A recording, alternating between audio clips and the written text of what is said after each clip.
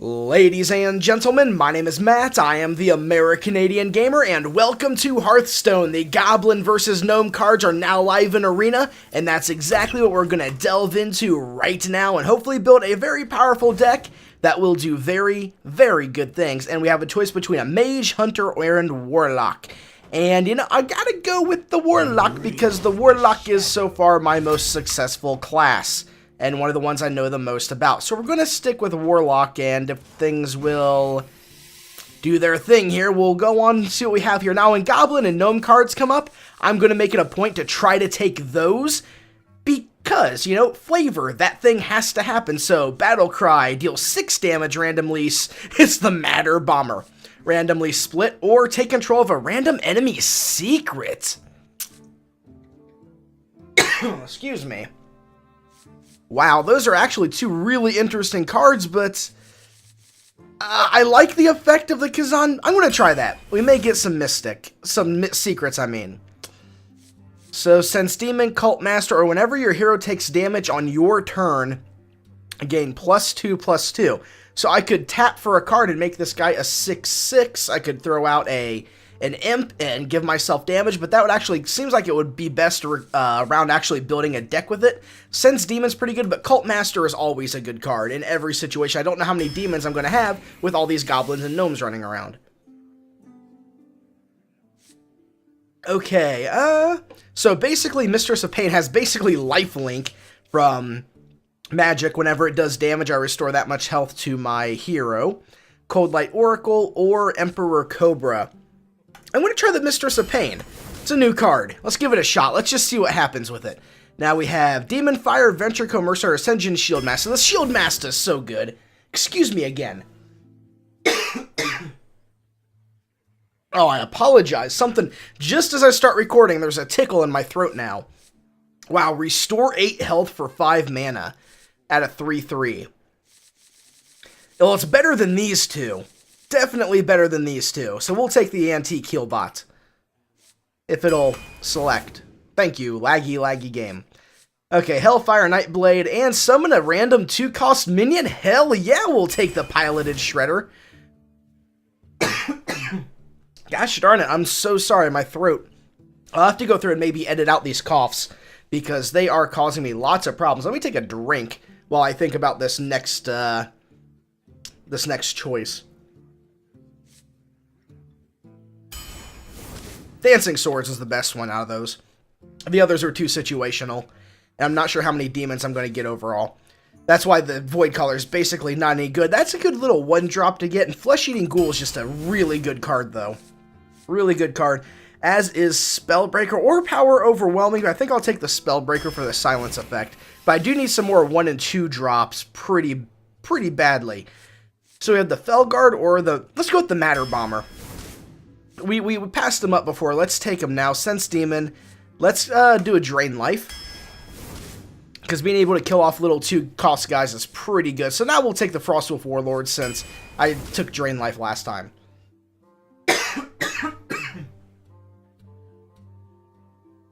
There's something actually, like, it feels like there's actually something stuck in my throat. And I'm so sorry. Every time I take a breath, I can feel it. I hate that. So now we have a Gnomish Inventor and a Scarlet Crusader. Gnomish Inventor is just a great all-around card. Great all-around card.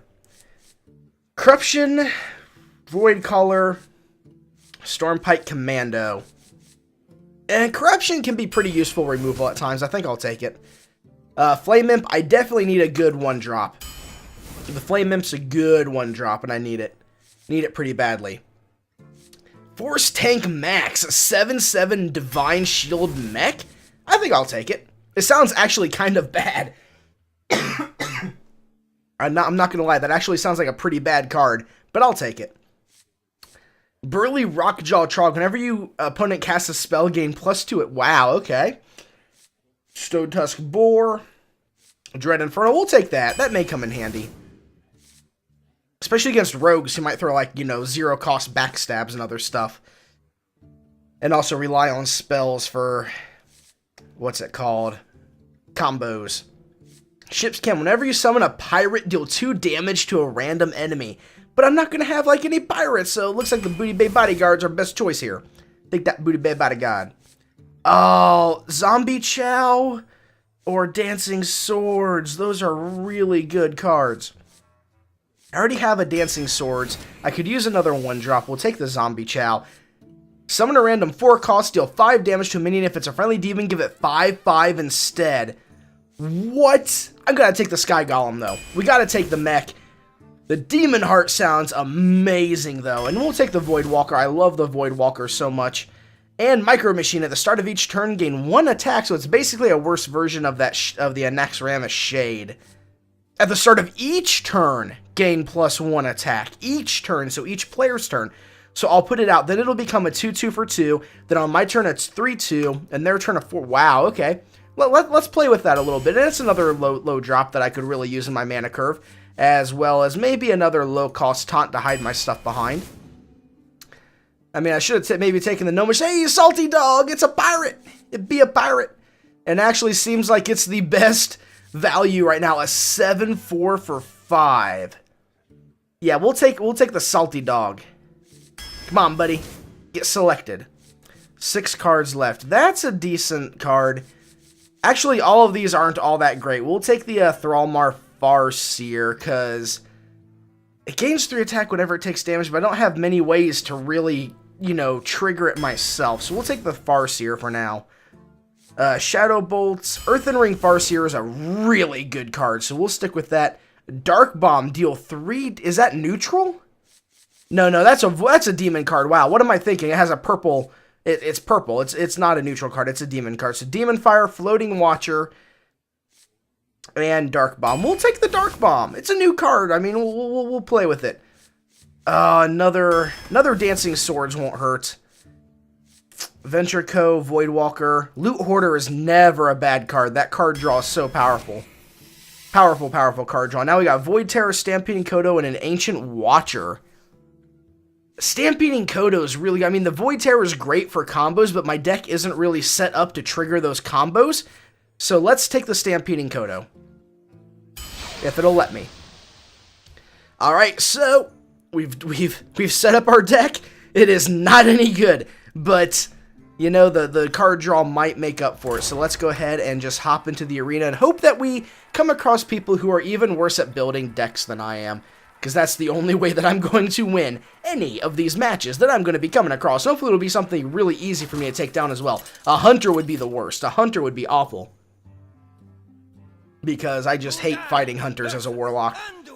Their hero power combined with my hero power just means lots of damage to me. I have 2 1-drops that I can actually put out turn 1.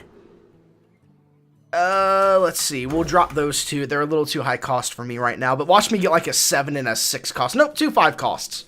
That's okay. We got the Booty Bay Bodyguard and the Salty Dog, so we can use those. In turn 1, I can actually drop a 3/2 minion and a 2/3 minion when he has nothing on board. So let's drop the Flame Imp.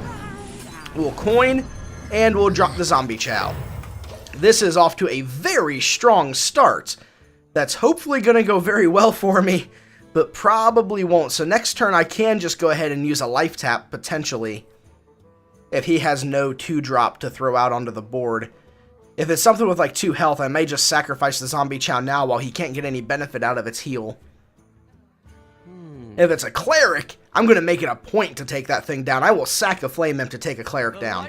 Although, I would be nice if he heals me. Oh, you could have healed me. You know, I'm hurt. You're not hurt. That is very selfish of you. That makes you a very bad priest. We have a 3-drop, so that'll make up for a life tap. So I'm tapping life. Tapping life. Hey, and then it worked out. Senjin Shield Master. So let's go ahead and pop him for 5.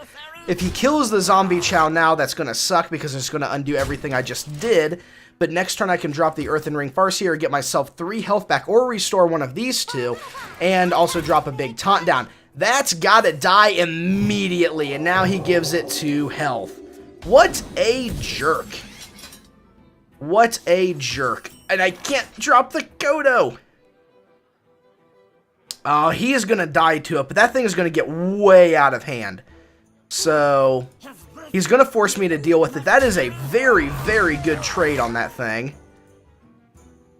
We're gonna kill it though, because you can just see the potential of that thing becoming very powerful, especially since he buffed it up like that. But now I have a 3/3 and a 2/3 on the board, and I was able to heal that up, so he can't really take it down unless he has a Shadow Word Pain. Pain's the one that kills it with 3 or less. And now the Dragonlings are actually mechs. You notice they have the mech subtype now. But I am also capable of dropping my own thing to really, really help take his stuff down. Let's see, both those have 2 attack. I don't want to leave them both up. That's the smallest threat, but that leaves him within smite range. But right now, I am the much more effective player. I have much more to my name. And depending on what he throws out next turn, I could just Stampeding Kodo and take down whatever he has. I can also just go ahead and restore 8 health to my hero as well. So he's going to give that 1/1. So now none of them have less than 2 attack, which is a real shame. That would have been really nice. But I could also drop a second taunt and force him behind a double taunt wall and maybe stall him for a little bit. I mean, I might have to sacrifice and give him the 5 health, but that might just be a thing that has to happen. Now I have a Micro Machine of my own. I also have a Salty Dog. Do we just want to go for the big guns? I kind of want to actually go ahead and put out a big taunt. And I really want that thing to die. I really want that thing to die. Because that's a 3/5. Or I can just go ahead and go right into the face with it all. I can clear his board out right now and leave him with 1 minion. Could leave him with anything, really. I want to get rid of that thing, definitely. And next turn, I can drop both the Gnomish Inventor and the Micro Machine if I could. That'll survive that hit the most. Well, this will die no matter what I attack. Both of these will. So Of course.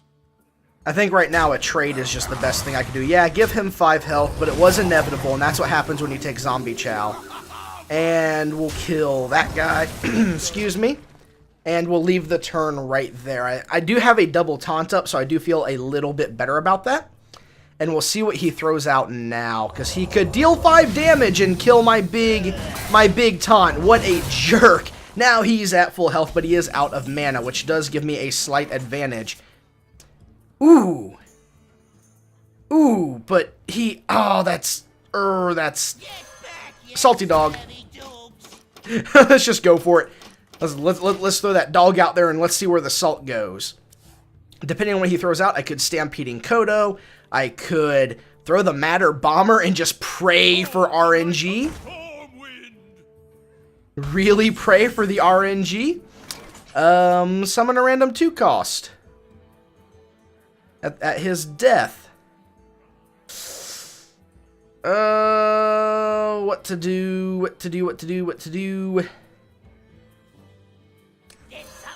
Let's just see it. Let's see what the RNG brings us.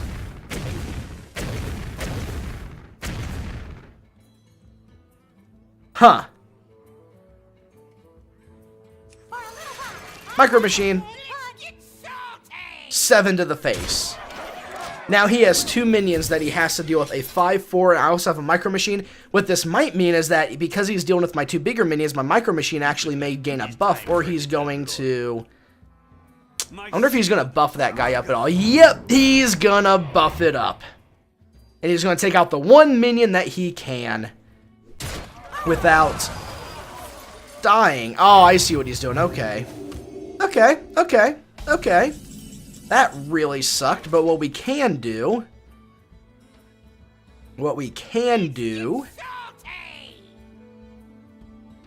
Trade that. Alright. We could trade that as well. But what we can do is we can Stampeding Kodo. Kill that, now that it wasn't buffed. We can also throw a Dancing Swords. And kill that. So now I have board advantage, and he has card advantage, kind of. But, I mean, I'm definitely sitting a little prettier than he is right now. And I also have available card draw, and I can also just restore 8 health to myself at any time. And I have a nice Death Rattle. I can draw a card. I can throw out a Death Rattle and draw a card next turn. Basically, I can put down any of my 2 minions. Any 2 of my minions can go out next turn. And I'll get good value out of all of it. I'll probably throw the Gnomish Inventor first. Ooh. What a jerk. That's going to be good for me, though. Huh! This say random? What's that? Battle cry. Give a random... Oh, give a friendly mech for... Wow. Okay, so what we're going to do is we're going to... Oh, we're gonna draw a card. Let it resolve. And I'm going to... Let's see, that's 7. I have to drive him into it, so I'm going to get 1... It's going to be the same number of minions no matter what. So let's go ahead and drive him out. Make him an 8/8 to deal with. If he'll kill... And get me a minion out of that, and we'll see what I get. Maybe I'll get something really good. That could be worse. That could be a lot worse. That could be a whole lot worse, but I still have my card draw available to me. I have an 8/8 on the board that he really has to deal with. He's going to look for card draw right now, which means he's actually fishing for card draw. Otherwise, he would have used some kind of buff to try to help take that guy down. So right now, what is he trying to do? Because I have an 8/8 on the board. Let's see, that's 8... 10, 12, 13, 14, 15... 15 potential damage, and depending on what I draw next turn, he's going to restore 2 health, and he's going to buff a minion. What is he going to do with it? Into a random minion of the same cost? What? What is that? That is stupid. Not quite what was planned. I don't know. Pain, speak to me. Oh. Yep, now he has to pay 6 mana for that. Yeah, that actually was really bad for him. Let's see what we get here. Oh, let's throw that out. Maybe not. Let's go ahead and life tap and see what we draw. Loot Hoarder. Death Rattle. We'll go ahead and we'll corrupt that. And I think right now we just go for the face. We'll just fill the board up. And go for the face. Just fill it with threats that he has to deal with. Because right now what I'm doing is he has to deal with my board in some big way. So I'm going to hit him for 8 there. It leaves him with 6 health. If he didn't heal himself, he would have died this turn. He actually made the right move. I thought he was being weird for not healing that guy up. But he did end up, you know, polymorphing him or transforming him with this guy. The Recombobulator. So now he's searching for more card draw. And he has to trade 2 for this guy unless he has a buff of some kind. That was a great Frostwolf Warlord. Like, he has to answer this board or he dies this turn. All but 3 of my minions kill him. Next turn, he's already used up 1. Or 2 of his minions' attacks. And I think this might be game, possibly? Unless he has another Holy Nova? He can't have another one, can he? He's looking for that RNG. No, he didn't get it. He didn't get it. That's game. Greetings. Greetings. Yep, greetings. There we go. Game 1, everybody. I'm going to split this arena run into multiple videos because I don't know how long it's going to go, and, you know, I don't quite have the popularity yet to put up a big old giant video, of this to really get the views out of it. So I hope you guys enjoyed this. Stick around for more. Maybe we'll get more shenanigans with some Goblin and Gnome cards. We'll see what comes out of this. So, as always, ladies and gentlemen, thank you so much for watching. My name is Matt, and I'll see you next time.